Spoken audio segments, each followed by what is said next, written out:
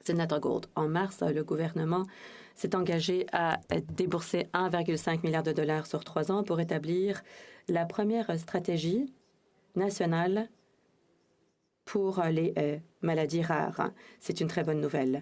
Lundi, nous avons marqué le 6e anniversaire de la reconnaissance de l'anémie sickle cell. J'ai parlé aux patients et aux défenseurs d'une stratégie et ces personnes m'ont parlé de leurs préoccupations. Et les groupes de défense se préoccupent que leur input n'est pas pris en compte ou qu'ils ne seront pas inclus dans le conseil consultatif du gouvernement qui devrait être établi cet été. Comment est-ce que les défenseurs peuvent s'assurer que la drépanocyte n'est pas exclue et pour s'assurer que de nouveaux médicaments seront mis à la disposition des malades? Merci d'avoir mis en exergue la mise en place de la première stratégie pour les maladies rares.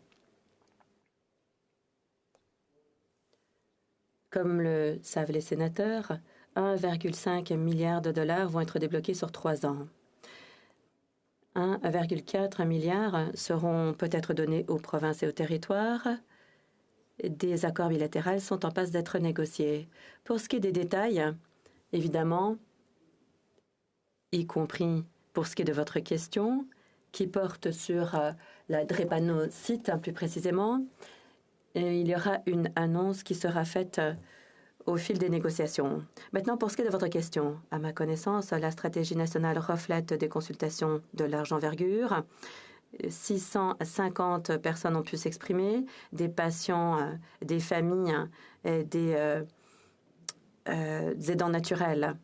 Si on découvre que les intérêts ceux qui représentent la drépanocyte n'ont pas été consultés, dites-le moi et je déploierai tous les efforts nécessaires pour rectifier le tir. Sénatrice, merci de cette indication et j'assurerai un suivi effectivement. Merci infiniment de votre réponse, sénateur. Deuxième question. Le dépistage pour le drépanocyte, c'est un outil qui est très important. Mais à l'heure actuelle, seulement un petit nombre de provinces et de territoires font le dépistage. Je suis ravie que Stephen Mills, ancien premier ministre de la Nouvelle-Écosse, a soutenu un nouveau système de dépistage dans sa province en 2013, donc il y a 10 ans. Est-ce qu'il y aura des fonds en vertu de ce programme qui seront mis à la disposition des provinces et des territoires pour établir des systèmes de dépistage uniformes à l'échelle du pays et quel est le calendrier anticipé pour la distribution des fonds aux provinces, territoires et organisations visées? Désolée. Non, vous posez une question tout à fait importante. Je ne participe pas nécessairement aux négociations qui ont cours, qui varient d'une province et d'un territoire à l'autre. Comme nous le savons, la santé relève de façon exclusive des provinces et des territoires. Le gouvernement fédéral, pour sa part, met à disposition des fonds. Les provinces ont donné leur accord pour le partage de données. Mais au-delà de ça, le gouvernement du Canada n'a pas pour objet de dire aux provinces et aux territoires comment dépenser leur budget. Encore une fois, j'encourage les parties prenantes